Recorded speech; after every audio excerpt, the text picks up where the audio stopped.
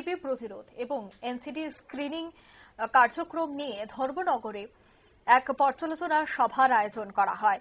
ধর্মনগরে এদিন দেখা গেল যে অর্থেন্দু ভট্টাচার্য স্মৃতি ভবনে অনুষ্ঠিত হল এক গুরুত্বপূর্ণ জেলা পর্যালোচনা সভা। সভার মূল আলোচ্য বিষয় ছিল বিভিন্ন টিবি রোগ এবং এনসিডি স্ক্রিনিং, আর তাতেই টিবি রোগ নির্মূল এবং অসংক্রমণ রোগ শনাক্তকরণে বিগত কার্যক্রমের অগ্রগতি, সমস্যাসমূহ এবং ভবিষ্যৎ পরিকল্পনা নিয়ে এদিন আলোচনা হয়। কি বলছেন সংশ্লিষ্টরা শোনাবো।